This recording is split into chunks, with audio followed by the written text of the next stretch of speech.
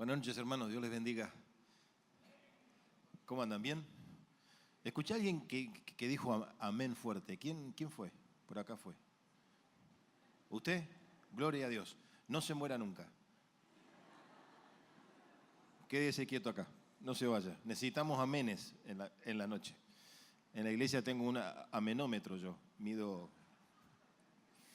Gracias por la invitación para estar con ustedes en esta noche. Un verdadero placer siempre estar aquí en Monterrico, donde con el pastor y con la familia nos une, y con tantos otros que tenemos acá amigos, una amistad de muchísimos años. Les traigo muchos saludos de la iglesia allí en Buenos Aires, de Vicente López, y están orando por estos días, así que esperemos que la palabra de Dios nos enriquezca a todos y nos haga bien. En esta semana, ustedes saben que estamos tratando, la idea fue de tratar los lemas que el Evangelio cuádruple tiene. Muchas gracias.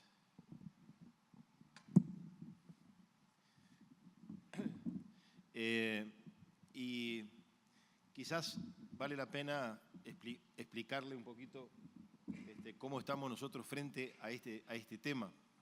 No es que nos vino una fiebre de Simpson y queremos volver a rescatar ese evangelio cuádruple. No es solamente eso. Hay una comisión de estudios teológicos internacional que la Alianza tiene a nivel de la confraternidad en el mundo entero, que se reúne ya hace unos 10 años, y se ha estudiado dentro de la comisión esta qué temas son los más importantes para la Alianza en el mundo entero, no tan siquiera en un país o en una sola región, sino en el mundo entero. Y a raíz de que allí hay representantes de todas las regiones del mundo, que son 6, comenzamos a hablar y la idea fue de que la Alianza estaba experimentando, después de 130 años de estar fundada, lo que se llamaba la crisis de la identidad. Esta crisis de identidad surge cuando la iglesia o la denominación pierde de vista, en cierta manera, quizás no totalmente, pero pierde de vista aquellos principios que lo hicieron nacer. Que esto no es solamente de la Alianza, sino es muy común a muchas denominaciones. Yo he hablado con denominaciones bautistas, pentecostales, hermanos libres, de muchas otras denominaciones, y después de 100 años, todas las iglesias entran en una crisis en las convicciones que nacieron 100 años atrás. A más de eso, en los últimos 20 o 30 años ha habido una globalización en las iglesias. Usted va a una iglesia de la Alianza y va a una iglesia de otra denominación y no siente que hay ningún cambio. Se cantan los mismos coros, se cantan las mismas canciones, el orden de culto es el mismo, por ahí alguna diferencia mínima, y hasta los pastores predican más o menos del mismo tono. Es decir, que no hay una diferencia grande cuando uno va de una denominación a otra. Entonces, el tema de estudiar este evangelio cuádruple y de ayornarlo, es decir, de traerlo al día de hoy, es saber que si la Alianza Cristiana y Misionera existe alguna vez, es porque hubo un hombre visionario que fue Alberto Simpson, obvio, Alberto Benjamín Simpson, que en 1880, 1890 entró en un proceso de valorar ciertos principios de la vida espiritual y de valorar y de despertarse a la evangelización del mundo entero. Ese fue el gran éxito del hombre. Simpson fue un hombre, digamos, con una talla impresionante de acción, de gestión, un teólogo inmenso con una profundidad grande, inclusive fue un hombre muy avanzado hacia su propia época. Cuando Simpson, a través de todo un proceso personal de él, en que muchos de ustedes que conocen la historia de Simpson entenderán de lo que estoy hablando, Simpson fue un hombre que descubrió paso a paso el hecho de que Dios puede sanar milagrosamente a alguien como lo sanó a él. Simpson va descubriendo factores de la vida del Espíritu Santo y centró mucho del accionar del Espíritu Santo en lo que tiene que ver con la evangelización del mundo entero. Decía Simpson, los que tienen los récords históricos de lo que Simpson hacía, él decía que cuando él recibía a un estudiante en el Instituto Bíblico, la pregunta que le hacía al estudiante no es lo que hacemos nosotros hoy en día, qué nombre tiene, de dónde viene, qué denominación, si tiene fondos económicos para pagar los estudios. No, Simpson no le preguntaba nada de eso. Simpson, cuando venía un candidato a la obra, le decía: ¿usted ha sido bautizado en el Espíritu Santo? Entonces el pobre candidato que estaba allí tenía que decir que sí o que no. Si decía que sí, era aceptado. Si decía que no, Simpson dice: váyase, cuando sea bautizado vuelva en el Espíritu Santo. Fíjense ustedes, y esto es real, era un cuestionario que él hacía muy simple, y él decía que la vida espiritual está íntimamente relacionado con la transmisión del Evangelio en el mundo entero. Y estamos hablando de un Simpson que comienza a hablar de todos estos temas de la vida espiritual antes que naciera el movimiento pentecostal. El movimiento pentecostal surge en 1904 con un gran avivamiento en Los Ángeles que se llama el avivamiento de la calle Azusa, donde de un grupo de oración viene la explosión de los dones del Espíritu Santo, el movimiento pentecostal surge. Y Simpson, quizás 30 o 40 años atrás, ya comenzaba a hablar de que si la persona no conocía la vida más honda, la vida de la santidad, la vida llena del Espíritu Santo, no podía ser alguien que sirva a Dios. Y él centró en una cristología impresionante la idea de que el Espíritu Santo nunca busca su propia gloria, sino que cuando uno está lleno del Espíritu Santo busca la gloria de Cristo Jesús. El hermano no dijo amén. ¿Amén? Amén. Muy bien. Ahora, ese evangelio que dice, como ustedes saben, Cristo salva, Cristo sana, santifica y viene otra vez. Tiene la idea de que cuando salva hay una criatura nueva, Cristo lo hace. Luego Cristo tiene obviamente el poder de traer sanidad física en nuestras vidas. La santificación es el cambio que se produce cualitativamente en lo que nosotros somos, y la esperanza escatológica de Cristo vuelve otra vez. No se habla de 4 evangelios acá, sino es un solo evangelio, quizás con 4 énfasis, con 4 ideas, ¿no es cierto? Entonces, en esta noche nos toca hablar sobre la santificación. Es decir, ¿qué es el proceso de santificación? Yo comentaba que cuando estaba preparando el tema, me metí en lo que nos tenemos que meter a veces los que predicamos mucho en YouTube, a ver qué había en YouTube de predicadores y qué decían sobre el tema este. Y así que me metí, no había mucho, se ve que la santidad no es un gran tema, no había mucho. Escuché de los que había unos 3 o 4 y me fui rápido de YouTube porque todos daban vueltas alrededor de la misma cosa y nadie le daba en el ángulo donde realmente era este tema. Nadie definía lo que este tema de la santificación es. Hay muchos aspectos para dónde empezar, así que Dios nos dé una mano en esto. En primer lugar, la santidad es algo de que se habla mucho. Es decir, hay cantidad de pasajes impresionantes en la Biblia donde Dios Dios requiere que haya santidad. Yo le busqué 2, pero hay cientos. Uno está en Levítico, capítulo 11, Levítico 11, en el versículo 44, donde allí Dios dice esto: yo soy Jehová, vuestro Dios, vosotros por tanto os santificaréis y seréis santos, porque yo soy santo. Esto sigue a través de la palabra de Dios, la frase esa: tenéis que santificaros porque yo soy santo. Es decir, esta idea que surge en los libros de la ley se plasma después hasta el Apocalipsis. La santidad es necesaria simplemente porque hace al carácter de Dios. Dios es santo. ¿Y el Espíritu qué es? Es un Espíritu Santo. Ahora, nosotros tenemos la idea que a veces nos viene del trasfondo católico, que el santo es aquel que se muere. Entonces, cuando está muerto, como decía Borges, no hay nada como la muerte para que se mejore a los hombres. ¿Por qué? Porque El hombre puede haber sido un desgraciado en su vida, pero cuando está en el cajón todo el mundo habla bien de él. Qué buen tipo que era, fabuloso que era. Y fue un verdadero desastre. Entonces Borges decía, no hay nada como la muerte para que se mejore a los hombres. Pero en realidad la idea de que uno puede ser santo después de la muerte es una idea absurda, totalmente absurda, porque la santidad es para gente viva, es para gente que está en el mundo actual, no es para gente que ha muerto. Cuando uno muere del otro lado, yo dudo que haya santidad. O hay salvación y estamos en la presencia de Dios, o hay eterna condenación.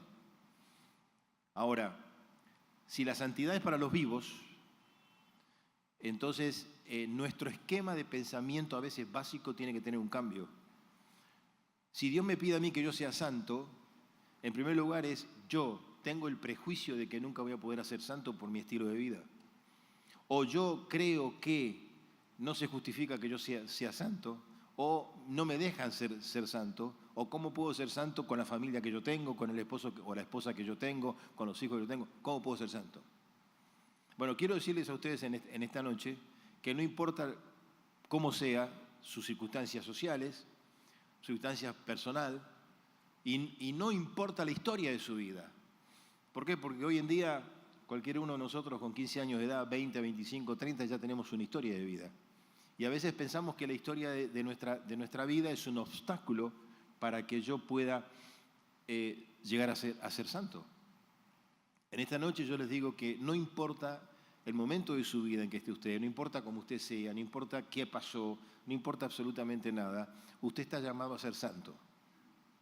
Porque Dios es santo. Y usted no puede acercarse a Dios si no tiene el concepto de la santidad.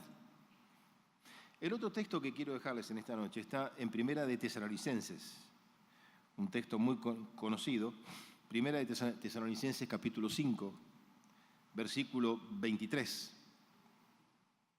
donde dice, y el mismo Dios de paz os santifique por completo, y todo vuestro ser, espíritu, alma y cuerpo sea guardado irreprensible para la venida de nuestro Señor Jesucristo. Este texto es, más claro, es imposible.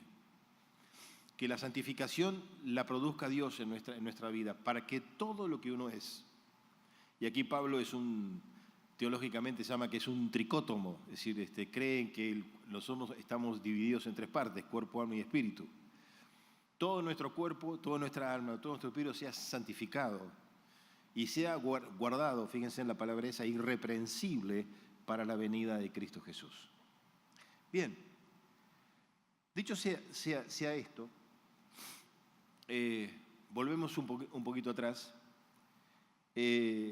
Simpson consideró que la santificación era un tema decisivo en la vida de un creyente. Más le digo, 1890 hubo una conferencia en Londres sobre, miren qué tema, sobre santificación y sanidad. Vinieron 5.000 predicadores en ese momento de todo el mundo, de Nueva Zelanda, Australia, Europa, Estados Unidos, fueron todos a Londres, y Simpson viaja a Londres para estar presente en la conferencia esa. Quiero que tengan presente los que tienen una idea denominacional, que estamos hablando prácticamente 20, 30 años que el movimiento pentecostal nazca, es decir, que en ese momento no existía el pentecostalismo con su énfasis en los dones y en el Espíritu Santo, no existía. Esto es antes. En la conferencia esa, los predicadores entusiasmaron mucho a Simpson, porque Simpson entendió que el principio de la sanidad bíblica es el principio de la santificación. Repito de vuelta, el principio de la sanidad es el principio de la santificación. La persona que tiene la santificación que Dios da en la vida de uno va a tener sanidad que venga de la santificación.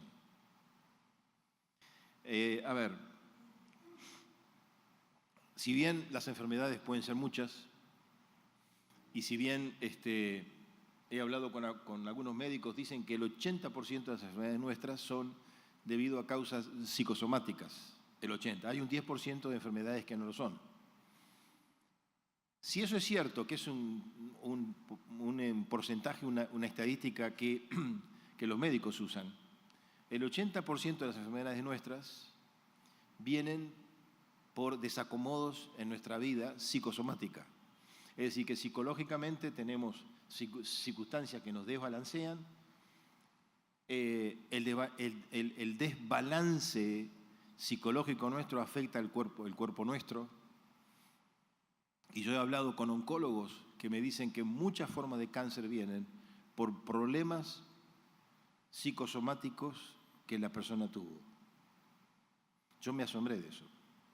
Es decir, que si una persona vive tiempos de angustia, depresión, problemas, etcétera, etcétera, está más propensa a un cáncer.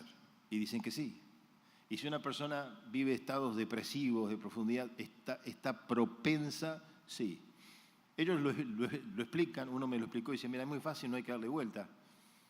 La parte psicológica nuestra baja las defensas que uno tiene. Cuando baja las defensas que uno tiene, el cuerpo no puede responder.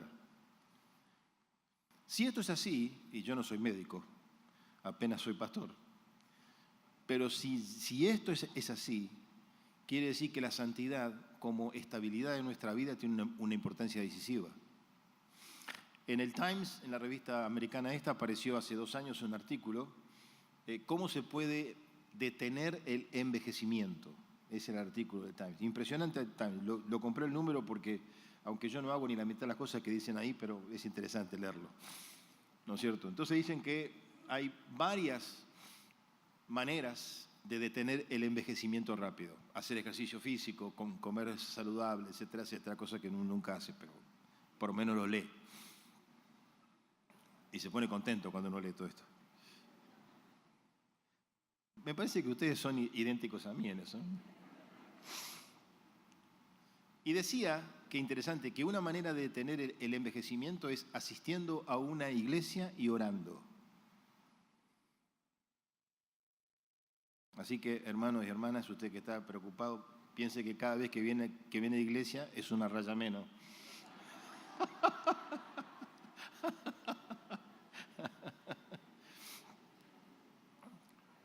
En serio, esto es un estudio científico que hacen, no es una cosa que no está basada, que la gente que atiende una iglesia y va a una iglesia y es parte de una iglesia, desarrolla una vida social, ¿no es cierto? La soledad de la persona mayor le hace daño siempre, pero sobre todas las cosas, las actividades religiosas, decía el Times, como el hecho de que uno ore y piense en la palabra de Dios y todo eso, produce un efecto positivo en uno, ¿no?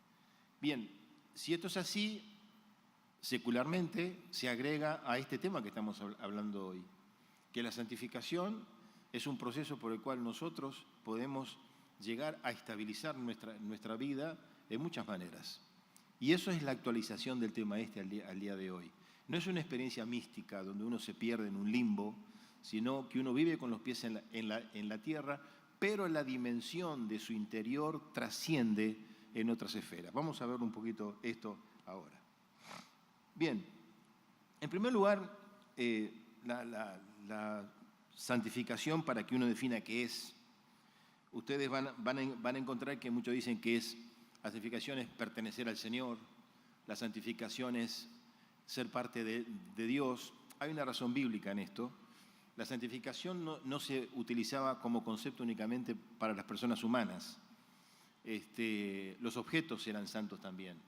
Por ejemplo, el altar, ¿no es cierto?, era santo. El tabernáculo era santo. El arca era santa, es decir, los objetos.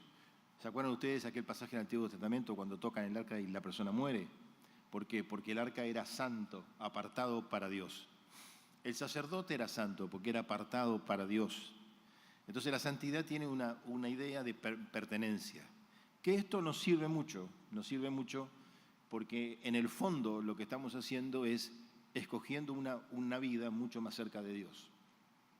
Ahora, Simpson decía que la santificación responde a que hay una vida mucho más alta, mucho más excelente, cristiana que la que uno tiene.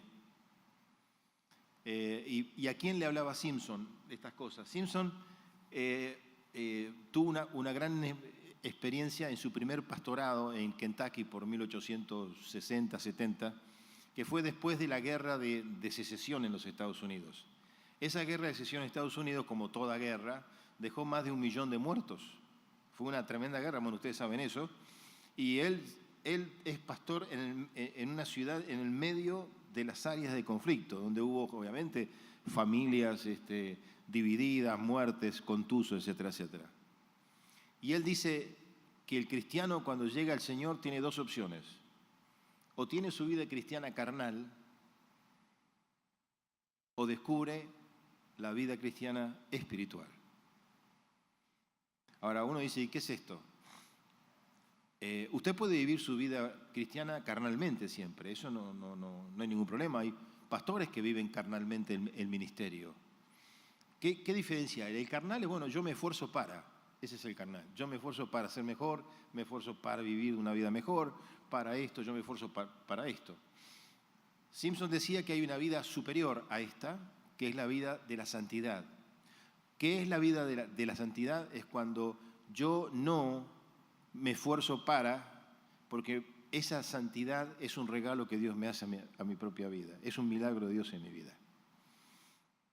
La conversión nuestra, si ustedes se acuerdan del momento en que ustedes llegaron al Señor, en realidad usted no se convirtió, fue el Señor que lo convirtió a usted. Y cuando usted se dio cuenta, había en su vida algo nuevo que usted no sabía qué era, que es la vida nueva que el Señor pone. Entonces es una vida de paz, una vida de amor, una vida diferente. Y cuando uno hace una decisión de recibir al Señor, todo cambia. Todo cambia. Ahora, Simpson decía que había una segunda experiencia después de la conversión, una segunda experiencia. Él le decía el nombre de la segunda bendición, pero es la segunda experiencia donde yo descubro la santificación. Es decir, yo descubro que hay un nivel más alto para poder vivir que el que tenía yo antes. La santidad, como dije, no viene por un esfuerzo humano. No es que yo hago fuerzas para poder ser santo, en absoluto. Es una obra que el Espíritu Santo hace en mi vida. Es un regalo de Dios. Es una operación bendita que Dios hace en la vida mía. Y para hacerlo es necesario que haya una rendición de todo lo que yo soy, del alma, del cuerpo y del espíritu. Brevemente algunas palabras sobre estos 3 ítems. La santidad del cuerpo, en nuestra generación, en nuestra época, es importantísima. La santidad del alma, que tiene que ver con el corazón, en nuestra época es básica. Y la santidad del espíritu es la más complicada que hay. Es la más complicada que hay. Ahora, usted me dice, bueno, pastor, pero tranquilo, porque yo soy de los que se cuidan físicamente, yo soy de los que no abusan, yo soy de los que... El problema de la santidad no es entre lo bueno y lo malo. ¿Entienden? A ver, no es que usted diga, bueno, hoy que es lunes, me voy a un banco y sueño que lo robo el banco. Qué placer robar un banco, llévame todo el dinero ese fácil. Usted sabe que no lo puede hacer. ¿Por qué? Porque usted sabe lo bueno y lo malo. ¿O no? ¿No? Cada asaltante de acá que... Algunos miran como diciendo, uy, recién me doy cuenta que no se puede hacer. El dinero, como lo administro, mi vida personal, mi vida sexual, mi vida íntima, mi vida moral, yo sé lo que es bueno y lo que es malo, ¿o no? Y si lo aprendí por las buenas, lo aprendí por buenas. Alguna gente que aprende por las malas y es así. Ahora, la santidad del Espíritu nos enseña que el problema nuestro no está entre lo bueno y lo malo. No está ahí. El problema nuestro está en la comunión con Dios, en la excelencia que Dios pide, que es otra cosa diferente. Adán y Eva nunca fueron hechos para entender y discutir el bien y el mal. Por eso es que se le prohíbe el bien y el mal. ¿Ellos fueron hechos para qué? ¿Ustedes nunca pensaron cómo Adán y Eva tomaban decisiones antes de comer del árbol? Porque sus decisiones antes de comer del árbol no eran por el bien y el mal. Ellos estaban en comunión con Dios. Es decir, estaban en la presencia de Dios, en la santidad de Dios. Y cuando uno está en la santidad de Dios, ¿qué dilemas morales tiene? Ninguno. Ninguno. Ahora, cuando uno se aleja de Dios, cae en el bien y el mal. Entonces yo me transformo como persona en una persona que pasa toda su vida decidiendo el bien y el mal. ¿Ese es el modelo de vida que el Señor quiere? No. El Señor no quiere que usted viva toda su vida evitando el mal y haciendo el bien, porque no sirve eso, es un esfuerzo humano. El Señor quiere que usted esté tan enamorado de Cristo Jesús, que esté en una comunión perfecta con Él todos los días. Y eso hace una diferencia abismal. Ustedes van a tener ahora este curso de expertos en matrimonios y todo eso. Me encantó la pregunta del video. ¿Qué hubiera querido yo saber antes de casarme? Mejor que no supimos nada, si no se casaba nadie. Pero no le digan al pastor que yo comenté sarcásticamente la pregunta esa. Y cuando les pase otra vez el video, no se rían en esa pregunta. Nosotros no hemos nacido para eso. Hemos nacido para estar en comunión con Dios, deleitarnos en la presencia de Él.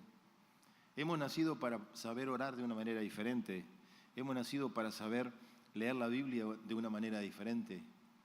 Hemos nacido para estar en contacto con Dios todo el día. Ahora usted me puede decir, ¿esto es posible? Por supuesto que sí, si el hombre fue creado para estar en comunión con Dios.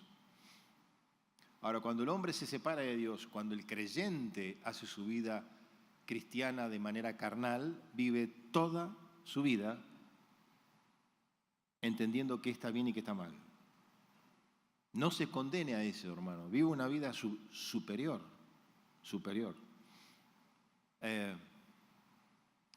Los pastores sabemos bien que este tema del matrimonio es así. Cuando las dos personas comienzan a enamorarse, ¿discuten qué le hace bien a uno y el mal al otro? No, están enamorados, ¿o no?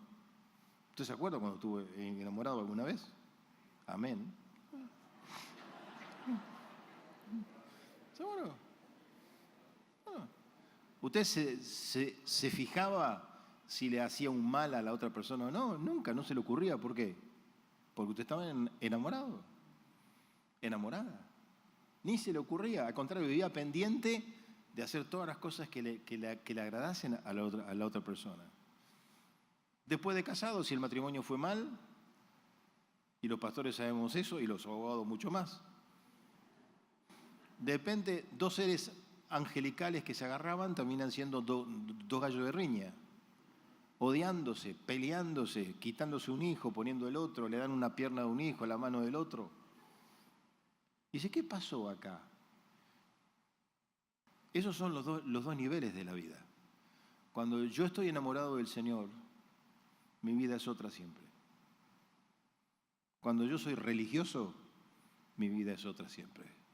La santidad nos invita a ese enamoramiento del Señor, ¿no? Eso es lo que nos invita. Ahora, esto es lo que es. ¿Qué es lo que produce la santidad? La santidad produce un estado catártico, sublime, donde yo vuelo por el aire y estoy todo el día pensando, no. Los apóstoles reconocían la santidad en sus propias vidas. El apóstol Pablo reconocía la santidad en sus cartas. Lean la primera carta a los Corintios con todos los problemas que había ahí. Y dice, ustedes son llamados a ser santos. La santidad nos lleva a una vida de acción, de práctica. No es una vida monástica que yo me encierro para evitar el pecado y para estar soñando con lo que yo no soy. No, la santidad es el día a día. Y la santidad, en el libro de los Hechos, motivó a los creyentes a predicar el Evangelio. A predicar el Evangelio. La santidad nos mueve a un servicio al Señor. ¿Y por qué? Y Simpson decía esto, decía, enlazando la santidad con la plenitud del Espíritu Santo, ¿no?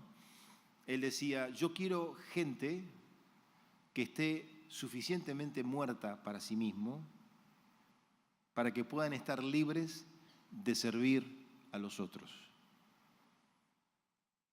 Yo quiero gente que esté suficientemente muerta en sí misma, es decir, que la persona ya no viva su vida egoísta, soberbia, para sí mismo, que esté muerta en sí mismo. ¿Y cómo se logra la muerte esa? Es esa muerte que habla Pablo cuando dice, yo estoy juntamente con Cristo crucificado.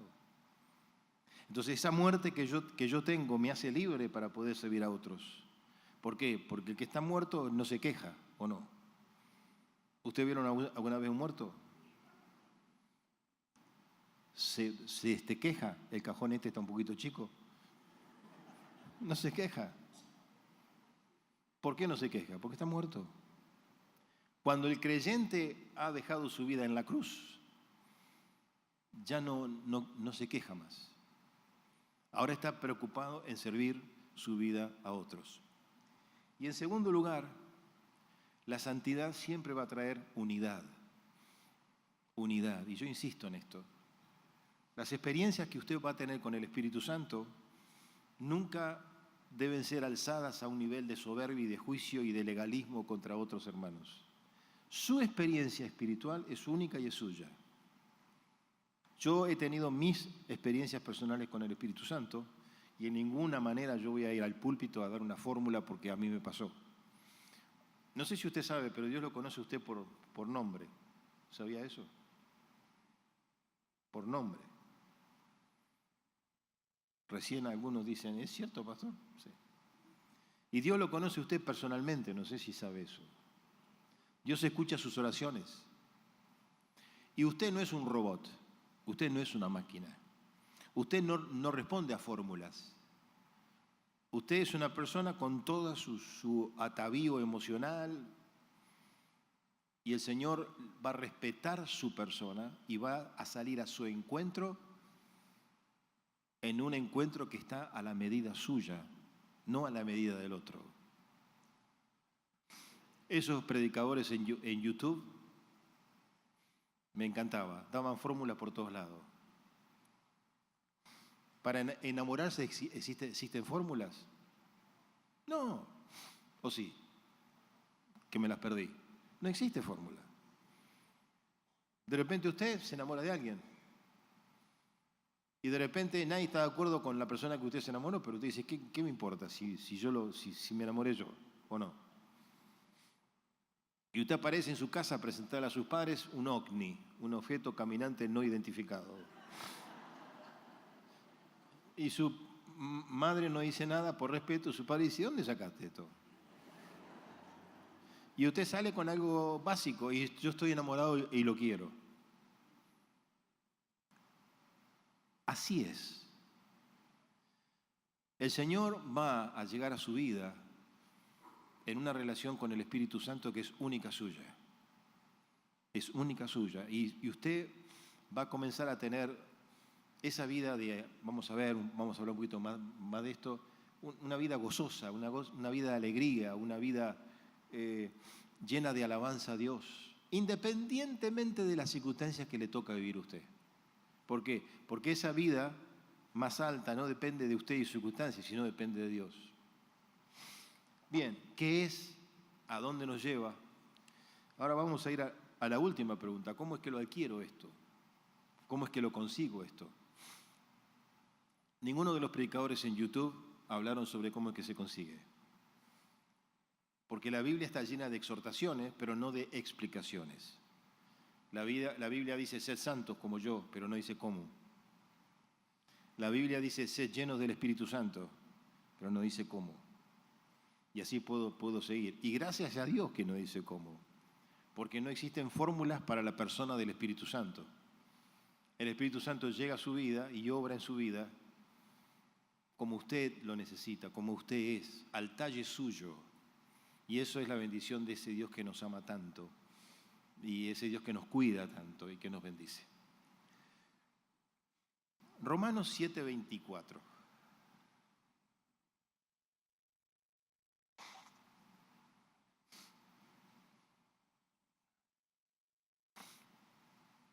como decía un amigo mío, es un texto especial para las tarjetas de invitación a una boda.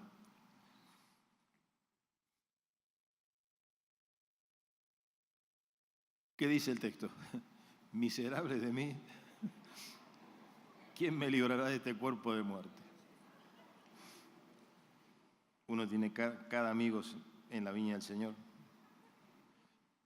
Miserable de mí, ¿quién me librará de este cuerpo de muerte? Bueno, no podemos leer todo lo que antesigue en el capítulo 7. Yo les invito a que ustedes lo hagan si no lo han leído.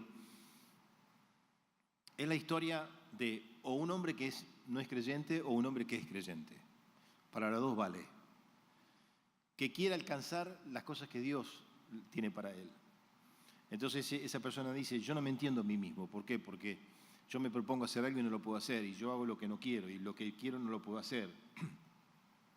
Y veo otra ley en mis miembros, que es la ley de este pecado, que me lleva a hacer lo que no quiero hacer. Es decir, es la crisis de alguien que lucha entre lo bueno y lo malo. Esa crisis llega a su punto final, al final del capítulo 7, donde esta persona clama y dice, es el apóstol Pablo, ¿no? Clama y dice, miserable de mí, ¿quién me librará de este cuerpo de muerte? Porque el cuerpo nuestro tiene todas esas dicotomías que no nos dejan vivir. Y si ustedes ven el capítulo 8, es un capítulo que es como cuando viene un agua que fresca, que invade y que resuelve, ¿no es cierto? Y dice, más ahora no hay ninguna condenación, dice el capítulo 8. ¿Y cómo sigue? Para los que algo parecido al murmullo. Los que no andan en la carne, sino que andan en ¿qué? En el Espíritu Santo. Es algo hermoso. Fíjense, salió de alguien que se miró al espejo y dijo, ¿quién me librará de este cuerpo de muerte? 2 frases después, pero qué lindo que ninguna condenación hay en los que andan en Cristo Jesús, los que no andan conforme a la carne, sino conforme al Espíritu Santo. Y después sigue el versículo 8, que es una poesía de la persona que encuentra que el andar en el Espíritu Santo es lo mejor que hay.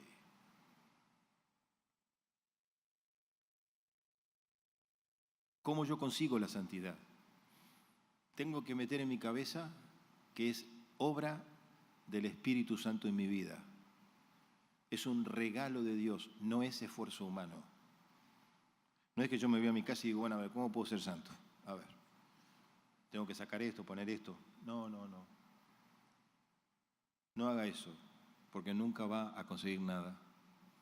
Esto es como la conversión, Juan capítulo 1, versículo 12 y 13. Es obra de Dios, no es por voluntad humana, es obra de Dios. Esto es operación del Espíritu Santo en mi vida. Y es cuando yo abro mi vida, abro todo lo que yo soy. Es cuando yo digo, Señor, aquí estoy. Y esa es la experiencia de la crisis. Cuando el creyente, ya conociendo sus luchas, se pone a orar, abre el corazón y dice, Señor, aquí estoy. Así soy yo. Más le digo, si usted no entiende partes de su existencia, deje que el Espíritu Santo lo ilustre. Cuando usted vea al Señor, dígale, Señor, muéstrame cómo soy, muéstrame quién soy. Es una oración difícil esta. Y ahora me hago a un lado y les explico una historia de Simpson que le puede ser muy interesante. Hay un libro de la vida de Simpson que tiene un capítulo, el libro se llama El nacimiento de una visión, The Birth of a Vision, está en inglés, fue una obra canadiense, y hay un capítulo que habla del secreto medieval de oración de Simpson, el secreto medieval de la oración de Simpson. Si alguno tiene interés y lo puede leer, no sé si está en castellano o en inglés, pero hablen con el pastor Javier, él sabe del libro. En ese capítulo se enseña cómo era la oración de Simpson.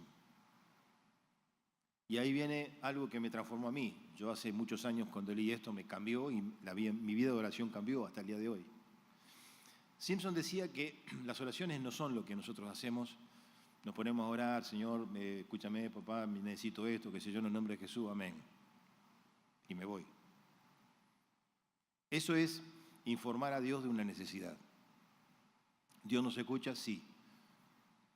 Orar no es eso, orar es conversar con Dios. Entonces Simpson decía que la oración, y esto lo toma de muchos santos, entre dos comillas, de la Edad Media en más, decía que para orar uno tiene que aquietarse interiormente en primer lugar. Hay un texto en el libro de los Proverbios que dice que el corazón nuestro, el interior nuestro es como el agua, que para que se refleje el rostro tiene que estar quieta. Para que se refleje el rostro de Jesús, el Señor, en nuestra vida, nuestro interior tiene que estar quieto. ¿Cómo logro esto? Simpson decía que uno tiene que ponerse en un lugar cómodo, disponerse a orar, cerrar los ojos y no decir nada. En ese momento, cuando uno cierra los ojos, comienzan a aparecer cientos de voces del interior. Que hay que pagar tal cuenta en el banco, que hay que hacer esto. Dejaste al bebé adentro del horno. Tu esposo va a venir, tu suegra ya está. Todas esas voces comienzan a aparecer. Bueno, decía Simpson en su método, y a mí me pasó, que no hay que responderle a ninguna voz, porque en el momento que usted responde a una voz, se levanta y se va. Tiene que quedarse quieto. La primera vez que yo hice esto, me costó 40 minutos silenciar las voces. Miren si yo tenía gente adentro. 40 minutos sin contestar a ninguna voz, hasta que se fueron apagando una a una. Y de repente me quedé en silencio adentro de mi vida. Entonces ahí, dice Simpson, ahí uno comienza a orar a Dios, recién. Y de repente cuando uno está orando a Dios y pidiéndole, va a sentir, lo sentí y es así, va a sentir que la presencia del Espíritu Santo comienza a acercarse a uno. Entonces, cuanto más cerca está el Señor, yo comienzo a hablar cada vez menos, porque no necesito hablar cuando el Señor está. Entonces, cuando yo me callo, ahí el Señor comienza a traer palabra de Él a mi vida. Y yo puedo estar allí alabando al Señor, adorándole un tiempo indefinido. Cuando me levanto de orar, Simpson decía, nunca uno es igual a cuando entró a orar. Ese es el método que yo uso por 30 años. Y la primera vez, como les decía, me costó muchísimo aquietar el interior mío. Pero esa oración me cambió la vida de oración mía. Me la cambió totalmente. Ahora no soy un loro que le dice al Señor todo lo que Él tiene que hacer y antes de que Él diga algo le digo en el nombre de Jesús y me voy. Ahora soy una persona que entiende que hay que pasar tiempo en la presencia de Dios para que la presencia de Dios llegue a mi vida. Y cuando la presencia de Dios llega a mi vida, yo tengo contacto con la santidad de Él y la quiero también. Y es allí donde yo puedo decir algo al Señor. Señor, lléname de tu Espíritu Santo. Y ahí el Señor lo va a llenar a usted del Espíritu Santo. Amén. Y les aseguro que la vida en el Espíritu Santo, en santidad, nunca va a ser igual a la vida que yo tenía antes, cuando quería ser cristiano por mis propios medios. Hermanos míos, yo les deseo en esta noche que ustedes conozcan, los que aún están caminando, esa dimensión de dependencia, de diálogo en la santidad del Espíritu Santo. Y que el Señor invada sus vidas y que seamos gente enamorada de nuestro Señor. Amén. Vamos a orar en esta noche.